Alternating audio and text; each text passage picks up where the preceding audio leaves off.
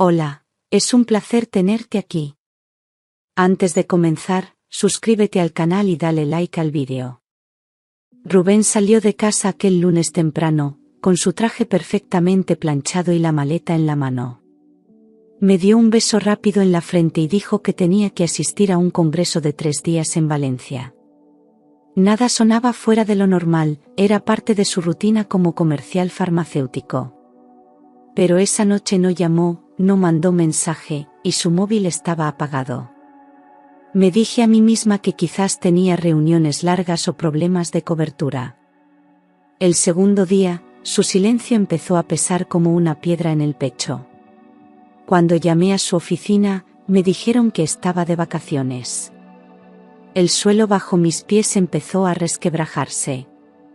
Pasé la tarde intentando convencerme de que había una explicación lógica.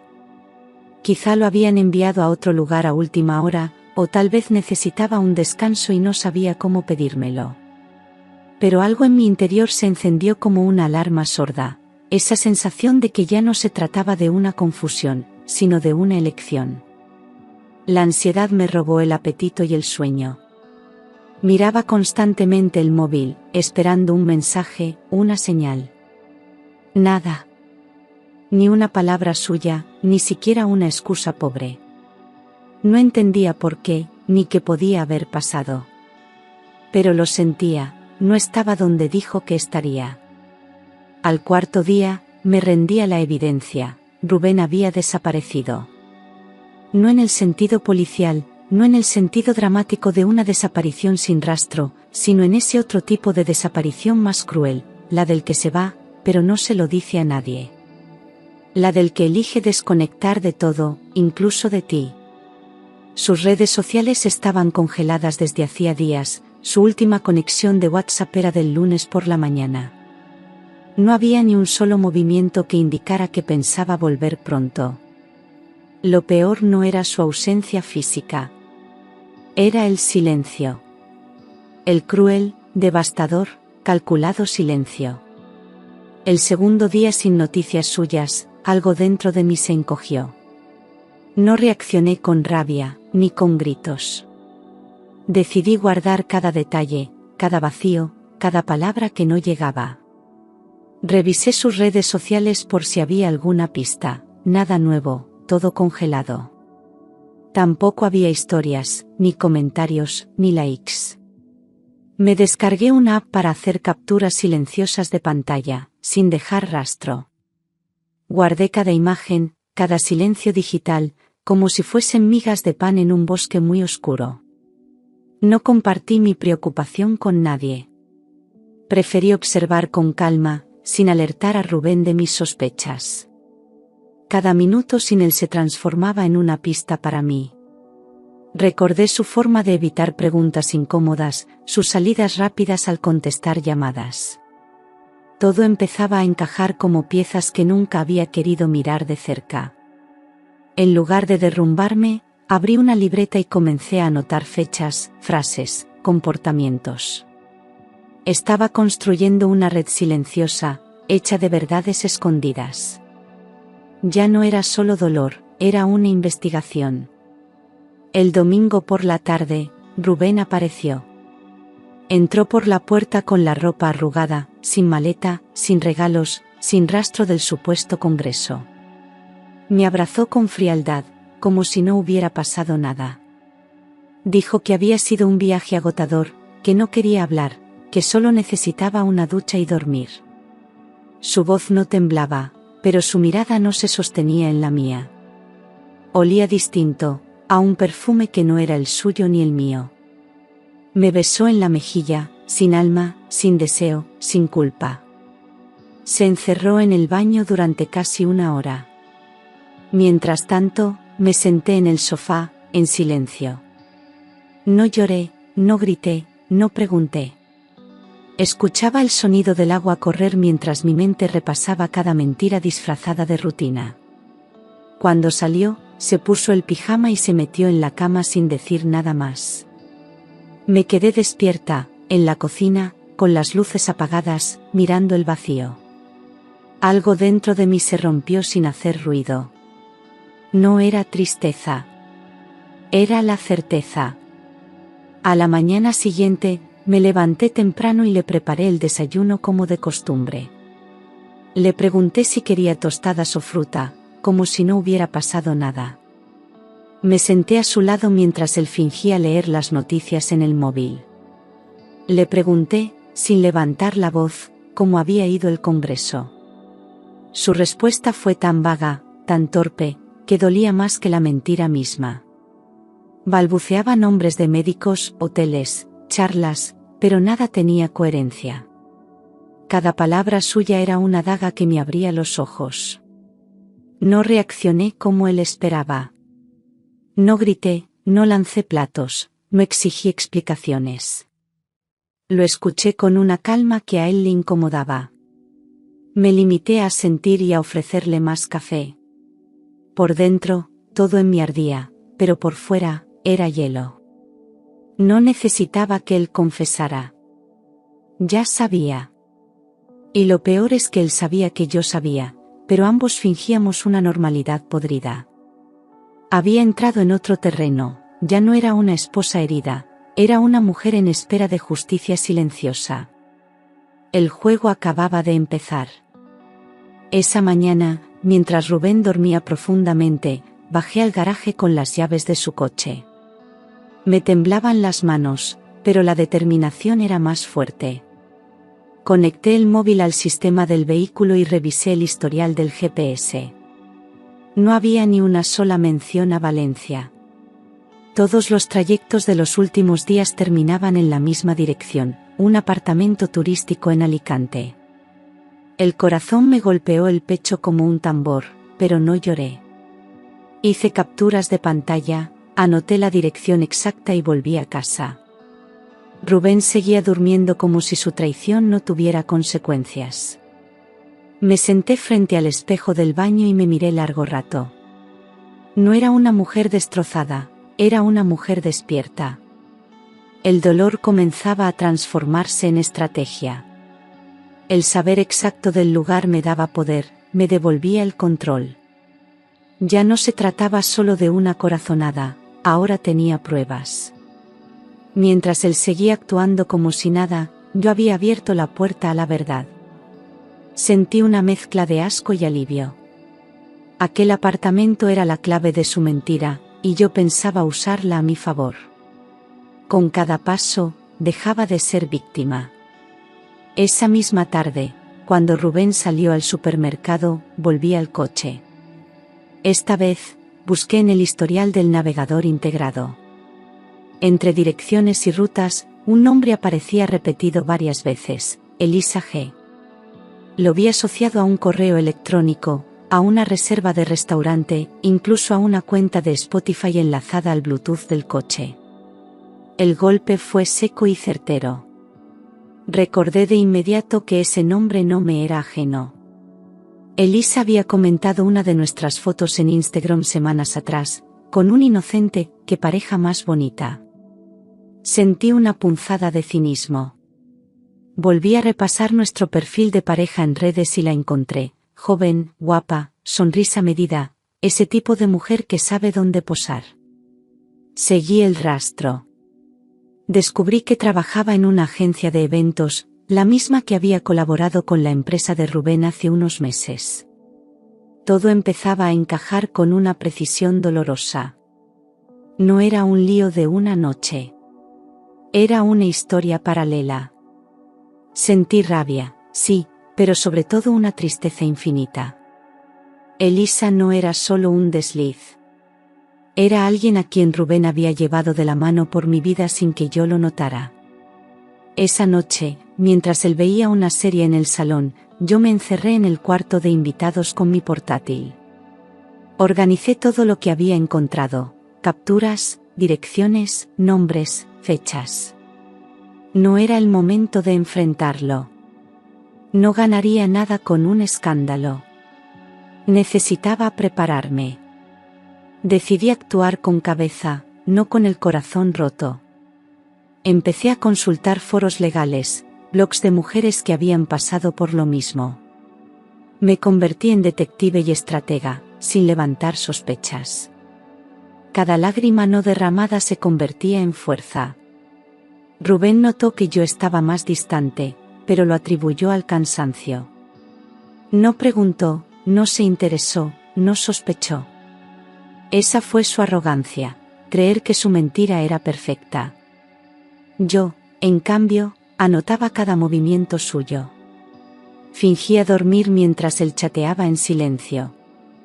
Dejé de buscar amor y empecé a reunir armas. Mi venganza no sería un grito, sino un adiós perfectamente orquestado. Él esperaba escándalos, insultos, drama. Yo me convertí en hielo. Una mujer silenciosa, pero decidida, es más peligrosa que 1000 palabras.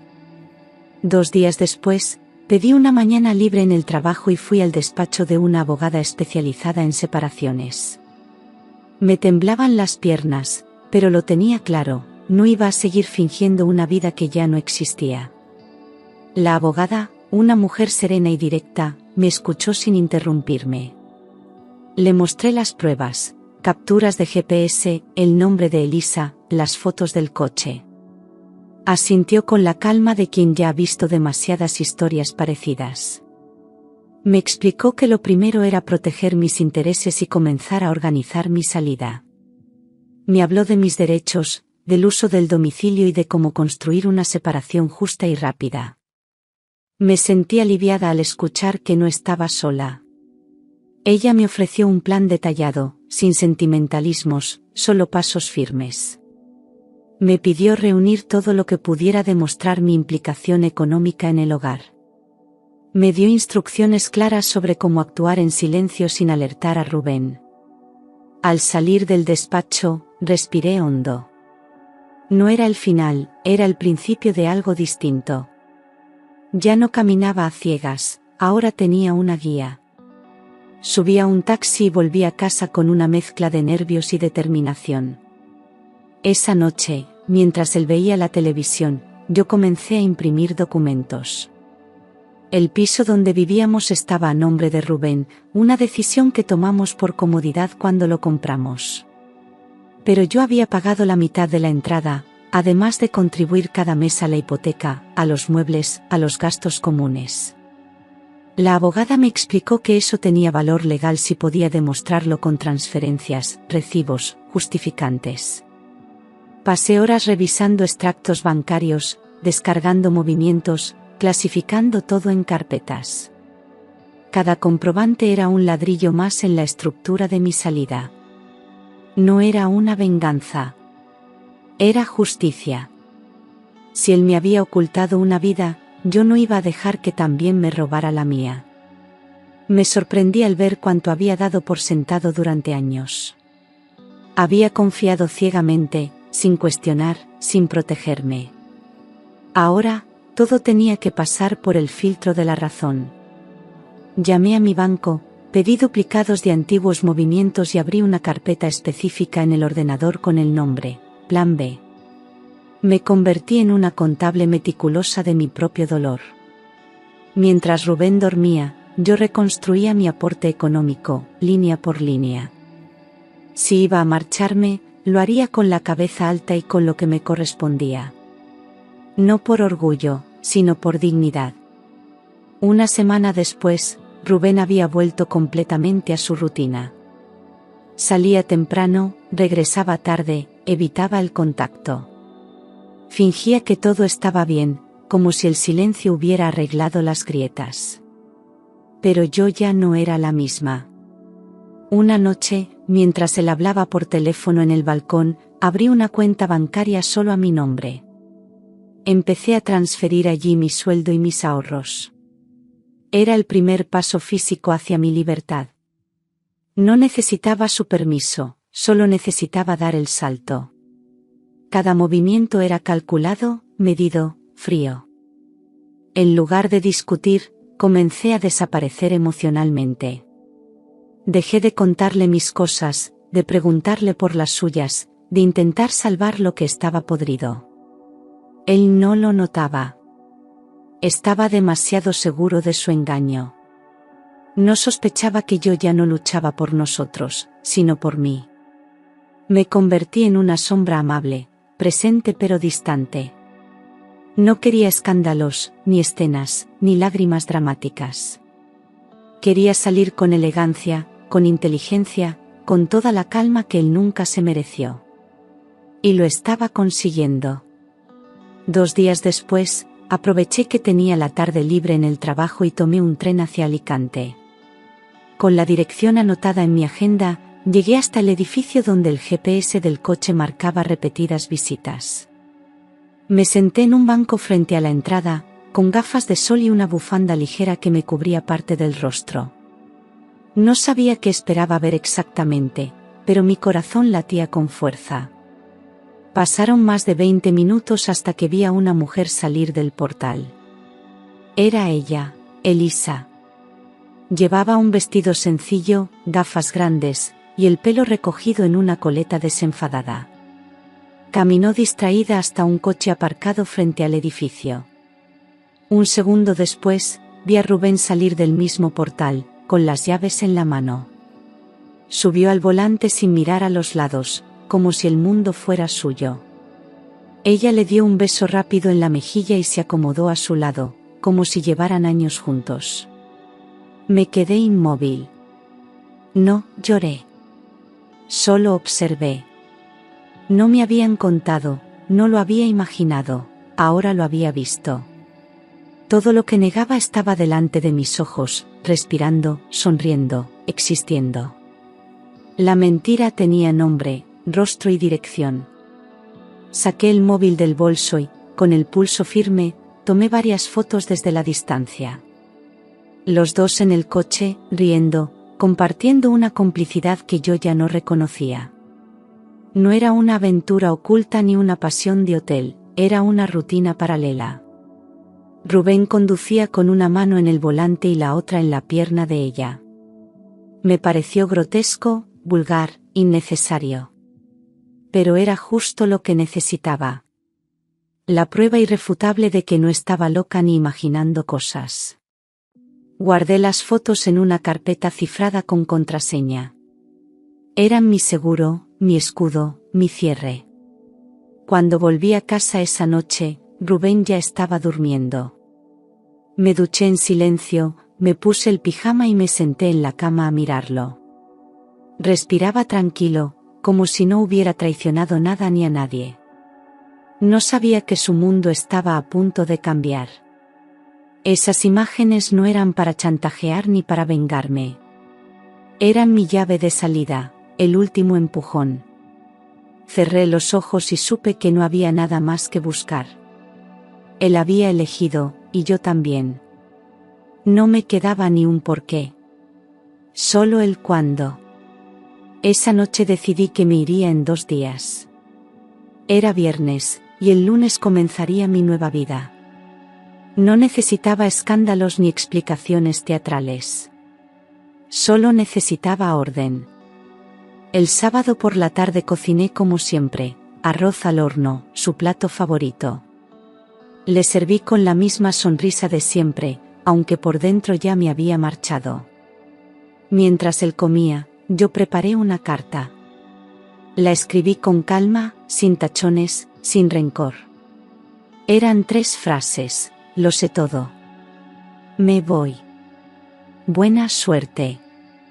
La dejé sobre la mesa del comedor, justo donde dejábamos las llaves. Al día siguiente, cuando se fue a correr por la mañana, preparé mi maleta con lo esencial. No lloré al guardar la ropa, ni al cerrar los cajones. Tenía las copias de los documentos, las pruebas guardadas, mi nueva cuenta activa y el contacto de mi abogada listo para actuar. Cerré la puerta sin mirar atrás. El silencio fue mi victoria. Rubén esperaba gritos, insultos, caos. Pero lo único que encontró fue una casa ordenada, y mi ausencia. Me fui a casa de mi hermana en Alcalá de Henares. Ella ya sabía que algo no iba bien, pero nunca me había presionado. Me recibió con una manta caliente, un té y silencio respetuoso. Dormí como no lo hacía desde hacía semanas, sabiendo que al fin había dado el paso correcto. A la mañana siguiente, bloqueé el número de Rubén. También desactivé las notificaciones de sus redes, cerré cualquier vía por la que pudiera manipularme. Llamé a mi abogada y le dije que estaba lista para comenzar el proceso. Me sentía ligera, fuerte, preparada. La maleta que había llevado no contenía solo ropa, sino también dignidad, calma y decisión. Dejé las llaves del piso en la bandeja del recibidor, junto a la carta. No necesitaba llevarme nada más. Lo material podía reemplazarse, lo que había recuperado dentro de mí era irreemplazable. Durante años había vivido temiendo perderlo, y al final, liberarme de él fue un alivio. No había odio, solo cansancio. Y una certeza: jamás volvería a permitir que nadie me hiciera sentir invisible. Era mi vida, por fin, en mis manos. 3 días después, apareció en casa de mi hermana. Llamó al telefonillo una y otra vez, y al no obtener respuesta, comenzó a gritar mi nombre desde la acera. Mi hermana bajó y le pidió que se marchara, pero él insistía en que solo quería hablar conmigo. Subí la persiana del cuarto y lo vi desde la ventana. Estaba despeinado, con la misma ropa del día anterior y los ojos rojos. Cuando me vio, alzó las manos como si esperara redención. No bajé. Solo abrí la ventana y le dije con voz firme: vete, Rubén. Ya no tienes nada que buscar aquí. Subió una última vez la mirada y me soltó su discurso: que me amaba, que había cometido un error, que no sabía lo que hacía. Lo escuché en silencio, sin moverme, sin pestañear. Cuando terminó, le respondí: si lo sabías. Solo pensabas que yo nunca lo descubriría. Cerré la ventana sin añadir una palabra más. Mi hermana volvió a salir y él, al fin, se marchó. No hubo gritos, ni insultos, ni reconciliación. Solo un hombre derrotado y una mujer que ya no temía estar sola. Ese fue su verdadero castigo: darse cuenta de que había perdido a alguien que ya no lo necesitaba. Con toda la documentación en regla y las pruebas reunidas, mi abogada presentó la demanda de separación. Incluyó el reclamo por el 50% del valor invertido en el piso, aportando las transferencias y facturas que habíamos recopilado. El proceso fue más rápido de lo que esperaba. Rubén intentó negarlo todo al principio, pero frente a los documentos y las fotos, no tuvo más remedio que aceptar. El juez fue claro: no solo tenía derecho a mi parte, sino que su conducta agravaba la situación. Yo me senté en esa sala sin temblar, sin llorar, sin mirar atrás. Cuando salimos del juzgado, mi abogada me dio una palmada en el hombro y me dijo: has hecho todo bien. Y por primera vez, me lo creí. No había ganado una batalla por orgullo, sino por justicia. Rubén quedó paralizado, sin argumentos, sin defensa. No me interesaba su arrepentimiento, ni sus lágrimas, ni su versión de los hechos. Había terminado. Era oficial. Y aunque todavía quedaban pasos administrativos, para mí, ese día marcó el inicio real de mi libertad. Sentí que podía respirar, caminar y vivir sin cadenas. Volví a mi puesto como administradora en la clínica dental después de una semana de ausencia. Mis compañeras me miraban con curiosidad, pero yo había aprendido a construir una muralla invisible entre mi vida privada y el mundo exterior. Me dediqué a organizar las agendas, revisar pagos, preparar informes. Todo seguía igual, pero yo ya no era la misma. Una tarde, mientras ordenaba unos documentos, me sorprendí pensando en el futuro con calma. No quería pasar el resto de mi vida entre facturas y teléfonos. Había sobrevivido a un terremoto. ¿Y si era el momento de crear algo mío? Empecé a anotar ideas en una libreta pequeña que llevaba siempre en el bolso. Pequeños negocios, actividades que me apasionaban, habilidades que había olvidado tener. Mi hermana me animó a explorar otras opciones, y juntas repasamos posibilidades reales. No tenía prisa, pero tenía hambre de vida nueva. Años antes había querido emprender, pero el miedo y la comodidad me habían frenado. Ahora, sin Rubén, sin mentiras, sin dependencia emocional ni económica, sentía una libertad que nunca había probado.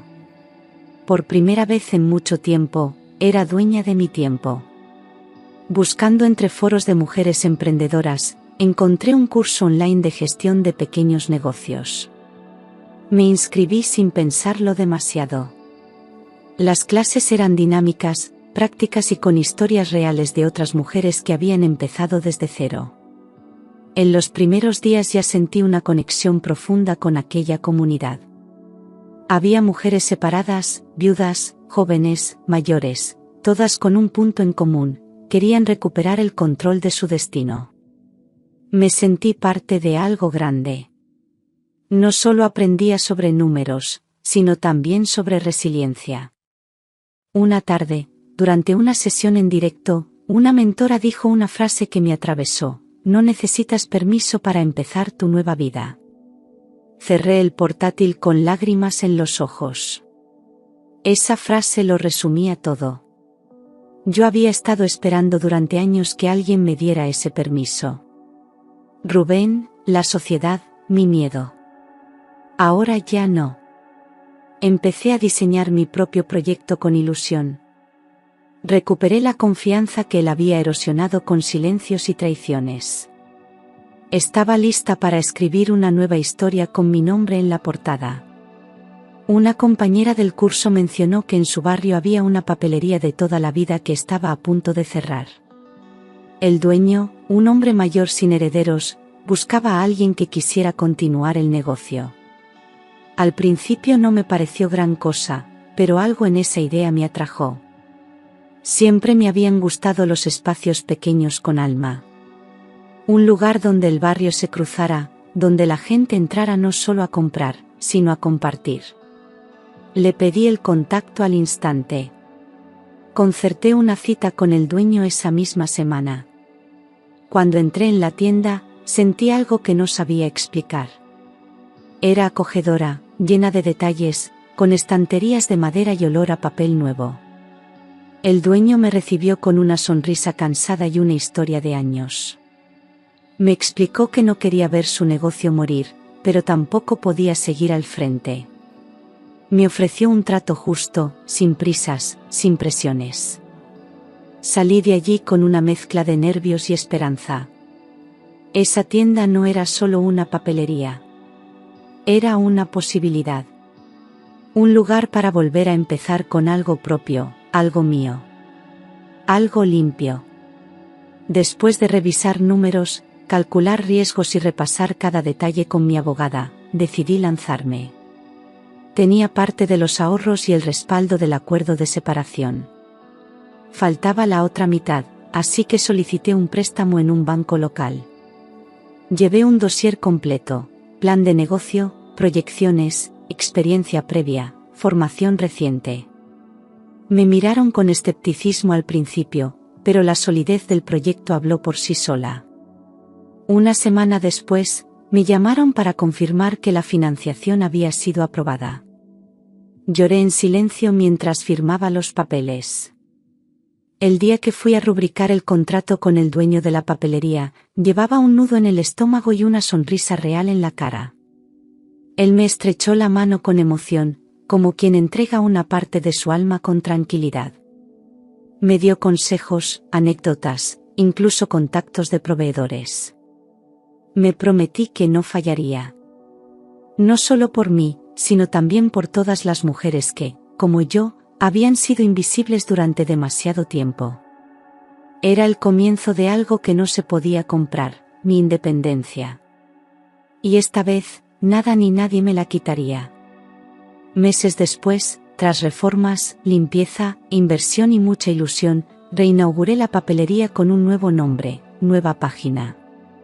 Cambié el logo, modernicé el espacio y añadí servicios como pedidos online y talleres de caligrafía. Pegué en la vitrina un cartel sencillo: abrimos con amor y tinta nueva. El día de la apertura fue modesto pero cálido. Vinieron vecinos, curiosos, madres con niños, una profesora de primaria con lágrimas en los ojos al ver que el local no había desaparecido. Me sentí parte de algo mayor que una simple transacción comercial. La primera venta fue un cuaderno rojo y un bolígrafo azul. Cuando la clienta pagó, me temblaron las manos. Era simbólico, casi sagrado. Había transformado el dolor en propósito, y el abandono en impulso. Me hice cargo de un legado y le di nueva vida. Empecé a contratar ayuda poco a poco, siempre buscando mujeres como yo, luchadoras, discretas, resilientes. Nueva Página no era solo un nombre. Era una declaración. Cada vez que abría la puerta por la mañana, me repetía en silencio, aquí vuelvo a empezar. Un día, sin buscarlo, me enteré de lo que había sido de Rubén. Una excompañera en común me escribió para contarme que había sido despedido de su empresa por conducta inapropiada. Al parecer, su relación con Elisa no había durado mucho más después de mi partida. Ella lo dejó tras descubrir que también le ocultaba cosas, y poco después él empezó a caer en picado. Vivía solo en un estudio pequeño, en un barrio donde nadie lo conocía. Ya no tenía coche, ni reputación, ni excusas. Me impactó saberlo, pero no sentí placer. No lo odiaba. Solo me parecía lejano, como un capítulo de otra novela que ya no leo. Él había cavado su propio pozo con arrogancia y desprecio. Yo no hice nada para hundirlo, solo me retiré a tiempo. Y esa fue mi victoria, no destruirlo, sino salvarme. Cuando volví a casa aquella noche, me senté en la trastienda de la papelería y cerré los ojos. El silencio ya no dolía. Era paz.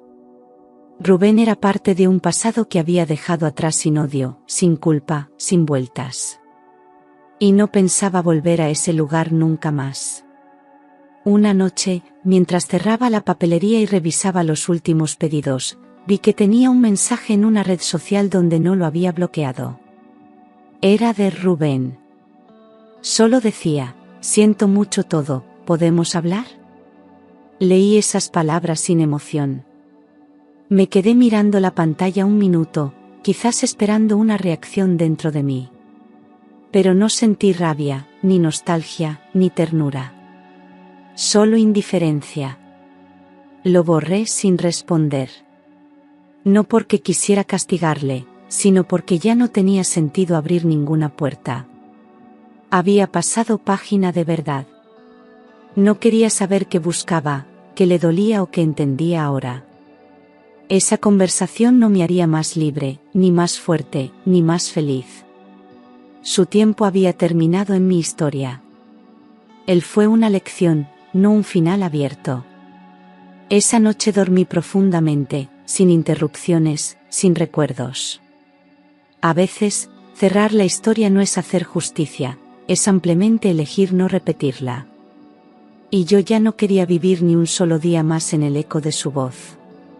Semanas después, una periodista del periódico local se acercó a la papelería. Había escuchado mi historia a través de una clienta habitual y me propuso una entrevista para una serie sobre mujeres que habían reconstruido su vida tras una ruptura. Dudé al principio, pero luego pensé en cuántas mujeres seguían atrapadas en relaciones vacías por miedo o dependencia. Acepté con una condición: contar todo con sinceridad, sin dramatismo innecesario, pero sin suavizar el dolor vivido. La entrevista se publicó bajo el título Volver a empezar después de perderlo todo. El texto se volvió viral en el pueblo y más allá. Recibí mensajes de apoyo, flores anónimas, incluso cartas de mujeres que agradecían leer algo que se parecía a su propia vida. Me di cuenta de que compartir no era exponerme, era abrir una puerta. No me avergonzaba lo que viví, porque lo importante era lo que construí después. Hablar desde la verdad fue otra forma de sanar. Y aunque no buscaba admiración, sentí respeto. Había cruzado el umbral del silencio y, al otro lado, me esperaba la sororidad. Una tarde cualquiera, mientras colocaba cuadernos nuevos en el escaparate, escuché el sonido familiar de la puerta al abrirse. Era una mujer sola, con gafas oscuras y un gesto contenido. Alzó la vista y nuestros ojos se cruzaron. Tardó unos segundos en reconocerme. Era Elisa. Se acercó al mostrador y pidió papel para cartas, como si fuésemos dos desconocidas. Pero su mano temblaba, y su voz sonaba más baja de lo normal. Yo no dije nada. Solo escuchaba el silencio que crecía entre nosotras. Cuando se marchaba, se detuvo un segundo en la puerta. Se giró lentamente, me miró a los ojos y dijo, «Lo siento». No añadió más. No pedí explicaciones ni mostré rencor. Solo asentí con un leve movimiento de cabeza. Ella salió, y yo me quedé quieta unos segundos más. No me dolió verla. No me removió nada. Era parte del pasado, como un personaje que aparece en la última escena sin saber que el público ya se ha levantado. Y yo, simplemente, volví a ordenar las estanterías. Cuando la vi salir por la puerta, no sentí odio. Ni por ella, ni por Rubén, ni por la mujer que yo fui antes. Sentí un alivio sereno, profundo, como si me quitara la última piedra del alma. Ya no cargaba con la necesidad de entenderlo todo. No necesitaba respuestas, porque ya no tenía preguntas. Lo que tenía era calma, orden y una vida que, aunque imperfecta, me pertenecía. Cerré la tienda esa tarde con una sonrisa leve, de esas que salen sin planearse, solo porque sí. Paz no es olvidar. Paz es recordar sin dolor. Y eso era exactamente lo que sentía al mirar atrás. El pasado ya no dictaba mis pasos, solo me acompañaba como una vieja cicatriz que me enseñó por dónde no volver. Nunca pensé que un silencio pudiera salvarme, pero fue el silencio lo que me devolvió la dignidad. Lo que antes fue tormenta, ahora era solo brisa. Yo había sobrevivido. Y no solo eso, había crecido. Por fin, podía respirar sin miedo a perderme en alguien más. Años después, la papelería se convirtió en un pequeño referente en el barrio. Abrí una segunda tienda en una zona escolar, contraté a más mujeres con historias similares a la mía. No buscaba empleados perfectos, buscaba guerreras silenciosas, trabajadoras incansables que necesitaban una nueva oportunidad. Cada una de ellas aportaba algo distinto, y juntas formamos algo más que un equipo, una red. Organizábamos talleres para mujeres, escribíamos cartas de apoyo a víctimas de violencia emocional. La tienda se volvió un refugio. Ya no era solo un negocio. Era mi manera de transformar el dolor colectivo en fuerza compartida. Había días difíciles, por supuesto, pero ya no caminaba sola. Mis tardes eran entre libros, niños dibujando y mujeres riendo sin culpa. Me convertí en un faro modesto para otras que, como yo, un día pensaron que no valían nada. Verlas florecer era el mayor de los pagos. Y en cada historia nueva que escuchaba, me reconocía un poco. Todas diferentes, todas fuertes. Todas escribiendo su nueva página. Hoy, cuando pienso en Rubén, no siento nada. Ni rabia, ni tristeza, ni amor. Solo la conciencia de que él fue el empujón necesario para despertar. Él esperaba gritos, escenas, lágrimas. Pero yo elegí el silencio. Porque el silencio no es rendirse. El silencio es escuchar tu propio corazón y actuar con cabeza. Él destruyó nuestro matrimonio, pero yo construí una vida desde las ruinas. Y en esa vida nueva, no hay espacio para la amargura. Mi verdadero giro no fue dejarlo. Fue dejar de necesitar validación externa para sentirme viva. Fue entender que no nací para quedarme esperando a que alguien me salve. Me salvé yo. En la historia que él rompió, encontré el papel en blanco. Y con mis propias manos, sin pedir permiso, empecé a escribir. No una revancha, no un final feliz de cuento, sino algo más poderoso, una vida real, hecha de decisiones propias. Y esa, Suellen, es la historia que jamás podrán arrebatarme.